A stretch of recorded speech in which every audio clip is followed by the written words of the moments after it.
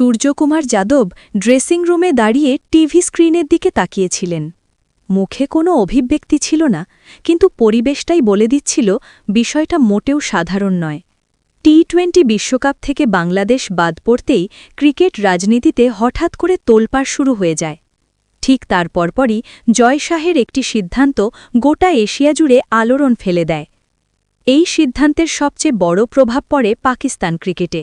পরিস্থিতি এমন হয়ে দাঁড়ায় যে পাকিস্তানের প্রাক্তন ও বর্তমান তারকা ক্রিকেটাররা ক্যামেরার সামনে আবেগপ্রবণ হয়ে পড়েন।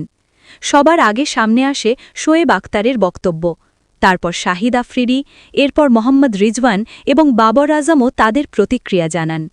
এই সবাই খোলাখুলিভাবেই স্বীকার করেন যে জয় শাহের এই সিদ্ধান্ত পাকিস্তান ক্রিকেটকে ভেতর থেকে নাড়িয়ে দিয়েছে। কেউ এটাকে কঠোর কিন্তু প্রয়োজনীয় পদক্ষেপ বলেছেন, আবার কেউ ক্ষমা চেয়ে স্বীকার করেছেন এই অবস্থার জন্য কোথাও না কোথাও পাকিস্তান ক্রিকেট নিজেই দায়ী। একটার পর একটা বক্তব্য আসতে থাকে এবং সোশ্যাল মিডিয়ায় এই সব প্রতিক্রিয়া আগুনের মতো ছড়িয়ে পড়ে।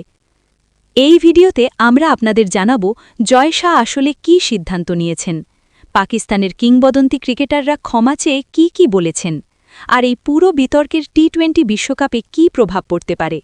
তাই ভিডিওটি শেষ পর্যন্ত অবশ্যই দেখবেন।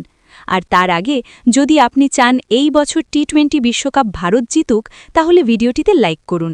কমেন্টে জানান আপনার মতে ভারত, পাকিস্তান না অস্ট্রেলিয়া কারা এবার শিরোপা জিতবে।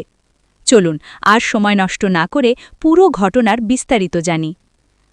বন্ধুরা, যেমনটা আপনারা সবাই জানেন, টি-20 বিশ্বকাপ থেকে বাংলাদেশকে বাইরে করে দেওয়া হয়েছে। আর এবার জয় শাহের সরাসরি নজর পাকিস্তানের দিকে। হ্যাঁ বন্ধুরা, পাকিস্তান ক্রিকেট দল এখন ভীষণ চাপে রয়েছে। কারণ পাকিস্তানের বক্তব্য ছিল যদি বাংলাদেশ বিশ্বকাপে না খেলে তাহলে পাকিস্তানও খেলবে না। এই পরিস্থিতিতে জয় শাহ স্পষ্ট করে দিয়েছেন, যদি পাকিস্তান টি-20 বিশ্বকাপ খেলতে না চায় তাহলে তাদের জায়গায় একটি বিকল্প দল আগে থেকেই প্রস্তুত রাখা হয়েছে। আর যদি পাকিস্তান অংশ নিতে অস্বীকার করে তাহলে সঙ্গে সঙ্গে পাকিস্তান দলের বিরুদ্ধে কড়া পদক্ষেপ নেওয়া হবে এবং তাদেরও বিশ্বকাপ থেকে বাদ দেওয়া হবে। এই সিদ্ধান্তে সবাই অবাক হয়ে, যদি সত্যিই এমন হয় তাহলে পাকিস্তান ক্রিকেট বোর্ডের প্রায় ৫,০০০ কোটি টাকার ক্ষতি হতে পারে, সঙ্গে খেলোয়াড়দের কেরিয়ারেও বড় ধাক্কা লাগবে। এরই মধ্যে পাকিস্তানের প্রাক্তন তারকা ক্রিকেটাররা জয় শাহের কাছে বড় আবেদন জানিয়েছেন। তাদের কথাগুলো শুনে আপনিও অবাক হয়ে যাবেন। সবার আগে শোয়েব আখতার বলেন, ভারত আমাদের বিরুদ্ধে যে পদক্ষেপ নিয়েছে তা একেবারেই ভুল।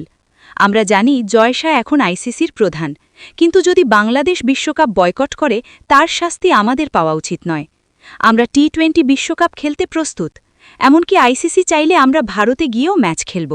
কিন্তু যদি আমাদের বিরুদ্ধে কোনো অ্যাকশন নেওয়া হয় তাহলে পরিণতি ভালো হবে না।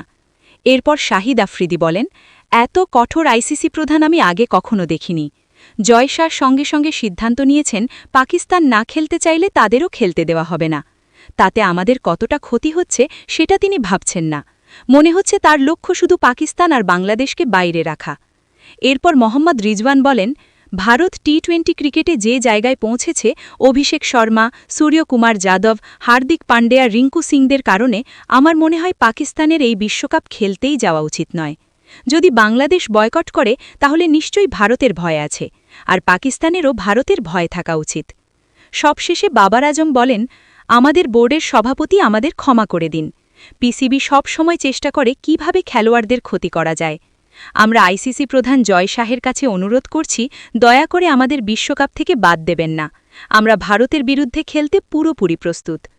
বন্ধুরা, এখন পরিস্থিতি এমন যে সবাই ভারতীয় দলকে ভয় পাচ্ছে। এখন প্রশ্ন একটাই, পাকিস্তান কি এবার টি-20 বিশ্বকাপ জিততে পারবে নাকি পারবে না?